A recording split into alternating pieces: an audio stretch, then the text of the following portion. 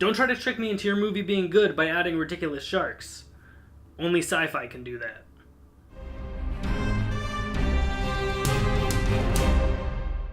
Pirates of the Caribbean: Dead Men Tell No Tales is directed by Joachim Ronning and Espen Sandberg. And it stars Johnny Depp, Javier Bardem, Jeffrey Rush, Brendan Thwaites, and K.S. Scodelario. And this is the fifth Pirates of the Caribbean movie, and basically at this point you know how it works. Captain Jack Sparrow and his friends are trying to get something, while these undead people are trying to get it too, and they're at heads, and then they fight, and then there's bombs, and then there's stuff going on, and Jack Sparrow doing crazy things. And that's it. Now, I was not particularly looking forward to this movie because I haven't really liked the Pirates of the Caribbean franchise since the first two films, and number 3 and 4 are just... they're just. And I went into this movie with an open mind, and it started off pretty promisingly. It set up some interesting storylines, and then Jack Sparrow showed up and it was ruined. I'm going to talk about negatives in just a bit, but first I'll focus on what was positive about this film. The humor was good. I laughed about 2 or 3 times in the movie. And I liked the music. I thought the music was good. Now I'm going to talk about the negatives for this movie. I got a big long list here, so I'm just going to try and rattle through them as fast as I can. First off, I have a big problem with the story of this movie. Not only with just the things that happen, but it also retcons some of the things that happens in the other movies. For example, Jack Sparrow has a compass that if you open it and you look at it, it points to whatever you want most. And in the other movies, he got that compass from Tia Dalma, and it's explained that way. But they changed to how he got the compass in this movie, and it's completely different. It's not even close to the same. It doesn't even have Tia Dalma in it at all. Also, it seems with every movie, Jack Sparrow's plans become more ridiculous and more over the top, to the point that I don't believe anything that he's doing. I don't think this is any kind of plan. It doesn't feel natural and organic, and it just all kind of falls really flat. And so he's like, oh, I've got a plan, let's do this. And then it's like really convenient and really over the top and really stupid.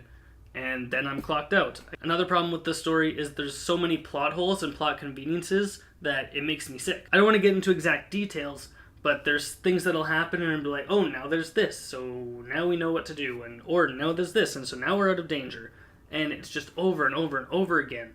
And it just feels so convoluted that I just cannot get invested in it whatsoever. In this movie, they start to set up people's fear of witches, and they don't want anything to do with witches, they want them to go away. But then they do some stuff with the witches, so sometimes it's okay to interact with them, but it's not really explained. And then this one witch is only in 2 scenes in the whole movie, so we don't get the information about it, so it makes me think, what's the point of having her in the movie at all? There's a lot of characters in this movie that make me think, what's the point of having them in there at all? One of the main characters, her name is Karina, and she's a strong female character.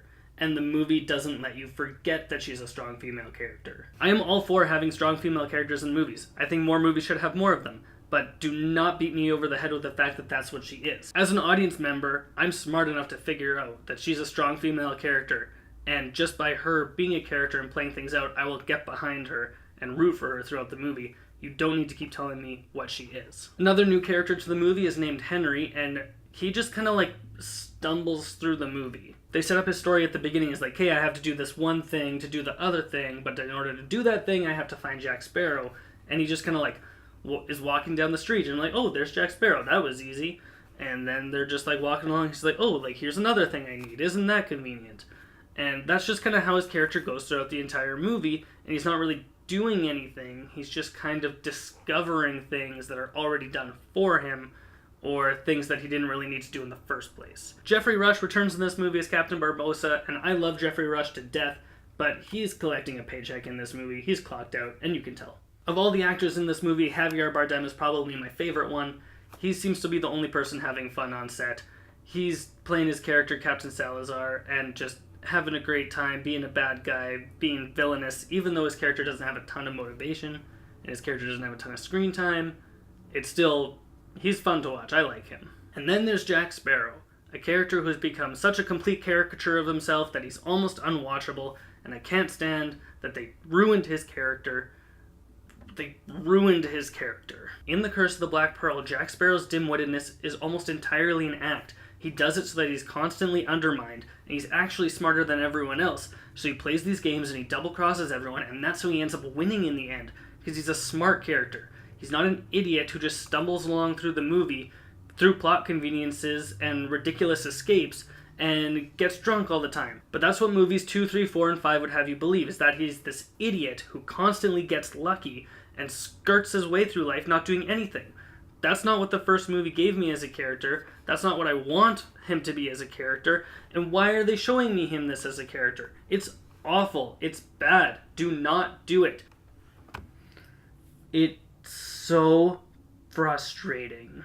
In The Curse of the Black Pearl, there's a shot where Jack Sparrow gets away and he's rowing in a boat and he's just smiling to himself because he knows he's gotten away with everything he's done in the movie, and it's so satisfying to know that his character completely pays off in that film, and nothing like that has happened in the rest of the movies. That's what his character is supposed to be, and they haven't given it to me since, what, 2003?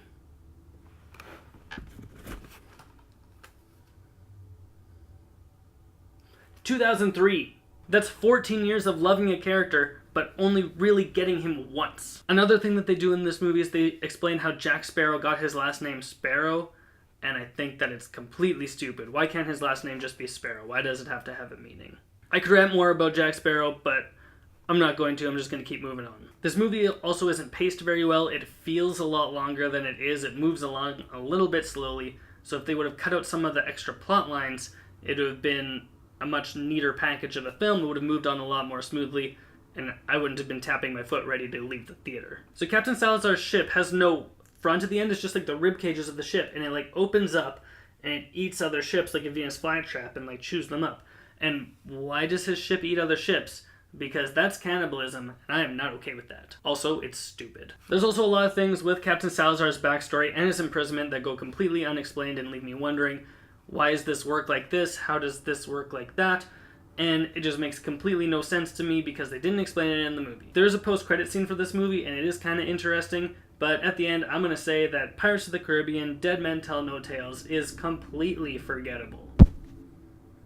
Thanks for checking out my review of Pirates of the Caribbean. You can comment below, let me know what you thought of the movie. Let me know what you thought of this review. You can give me a subscription if you haven't done so already. And if you have nothing else to do, go watch more movies.